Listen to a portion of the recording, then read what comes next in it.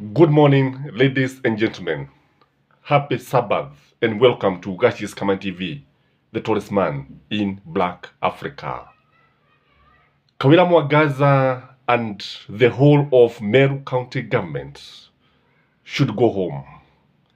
If you ask me, Kawira Mwagaza need to petition the president to dissolve the county government. The constitution anticipated this and gave a way out that the county government can be dissolved by the president if it is found to be dysfunctional, if it is found not to be serving the interests of the common mwananchi. Unapotazama gatuzi la Murang'a, sio la Murang'a tafadhali. I was thinking about Irungu Kang'ata. I'll give an analysis about him also. If you look at Meru County government, you realize that it is not meeting the expectations of the people. Na tangu walipofanya uchaguzi, kile ambacho tumekuwa tukiona ni mafarakano ya kila aina, mizozo, migogoro, vita, wakirushiana makode katika bunge la county. And Kawira Mwagaza has already been impeached. And the Senate, Amason Kigi, Speaker, has already acknowledged that he has received the petition from the county assembly to impeach Kawira Mwagaza. I expect here that the Senate will have a full hearing.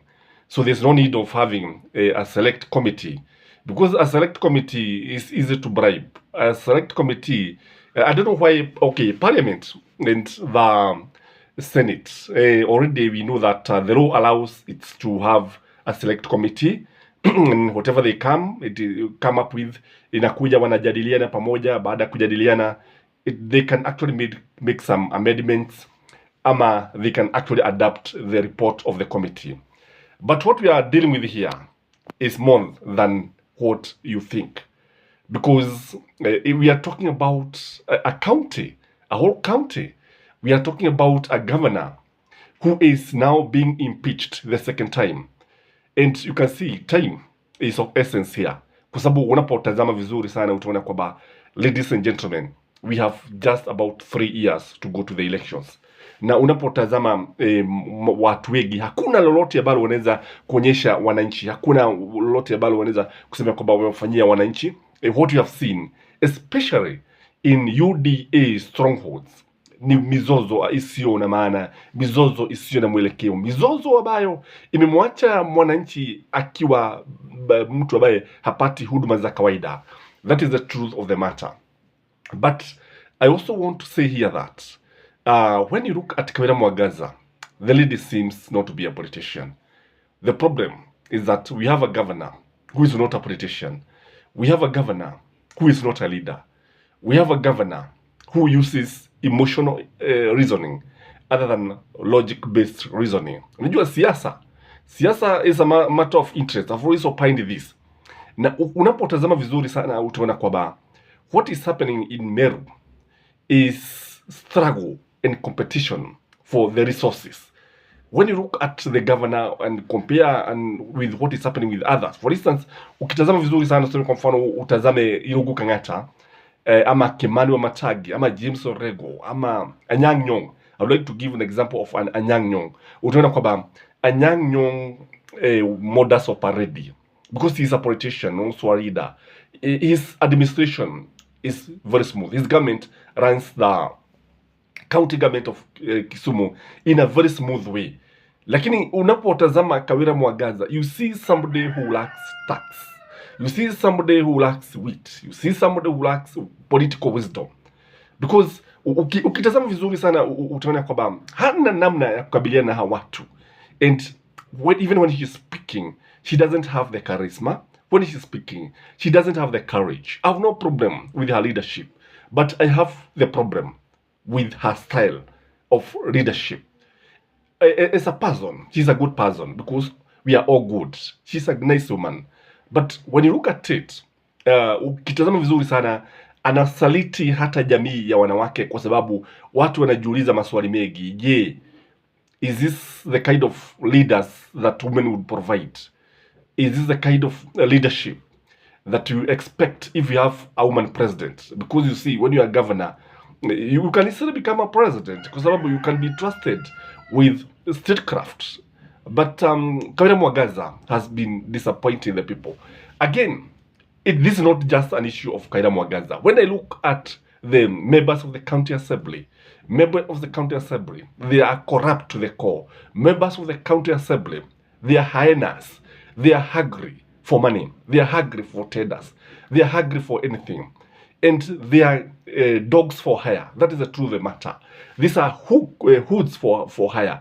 Na vizuri sana ni kwamba tunajua vizuri sana, if you listen to Moses Kuria, if you read even his Twitter handle, utaona akisema kwamba yale ambayo yanaendelea kule sehemu za Meru, yale ambayo yanaendelea pale ni vita ambavyo vimetoka nje ya Meru, vimeenda mbali sana, na akasema kwamba Gachagua yumo mle ndani kabisa, na ndiye mmoja ambaye anataka Kawira Mwagaza angatuliwe kutoka uongozini. But the best thing in my opinion is to dissolve Meru County government, because this one would give people an opportunity to go for elections, elect their MCAs, elect a new governor, and then things will change, if you ask me. Kwa sababu vile ambavyo mambo yanaendelea pale, I don't see light at the end of the tunnel. I don't see them solving this problem in the foreseeable future. Na kwambia, even if the Senate upholds the impeachment of Kawira Mwagaza, even if he is impeached and told to go home, the deputy governor will take over. And the deputy governor is they are joined with Kawira Mwagaza to the hip. Kila mahali ni kitu kimoja, they are co-joined like twins, Siamese twins.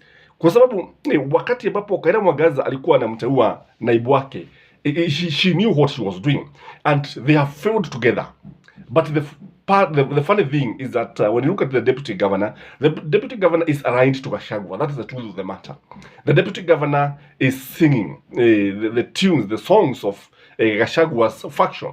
Na jambo hili likaleta mizozo mingi sana, na unajua kile ambacho kinatokea kule katika sehemu za Meru ni kwamba mwananchi wa kawaida ndiye ambaye anaumia. Unajua Waswahili wanasema kwamba wapiganapo fahali wawili, nyasi ndio huumia. Mwananchi wa kawaida ndiye anazidi kuumia, na wakati mwananchi anaumia, huduma za kimsingi kama zile matibabu, kama vile mambo mengine ambayo yamegatuliwa, have been devolved, mwananchi wa kawaida ndiye ambaye anakosa hizi huduma ambazo tunatarajia apate.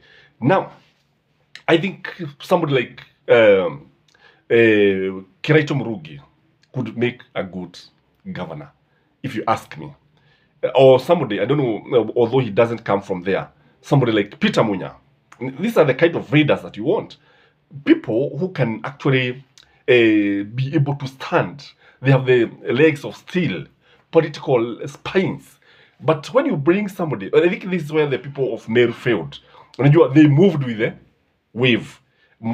Kwa sababu upepo unavuma upande huu, wote wakaelekea kule. And this is a mistake that is usually done during the elections, kwamba watu wanaacho wakilia, kama vile ambavyo sasa hivi unaona watu wengi wakilia kwa sababu ya William Samoei Ruto, who is now, by the way, ameenda Brazzaville, Congo. Sijui kama amefika, hata baada ya watu kulamika ya kwamba we have a flying president. Bado yeye hatulii kama tunavyoona. He is a tourist president. And it is very, very interesting and very ironical that amesema kwamba amepunguza bajeti ya kusafiri with 11 billion, and at the same time he takes over and board the next plane and leave the country. It is very, very interesting, by the way, and I give a critical analysis about these trips. So what do you think about Kawira Mwagaza, ladies and gentlemen? Should the national government, or should the president dissolve Meru County government? Because if you ask me, that is the best way. Let all the MCA go home. Even the birds and the cocks are crowing, wakishangilia wakisema hivyo ndivyo tunataka. Let the county government go home. Let the MCAs go home. Let the governors go home. Let the deputy governors go home.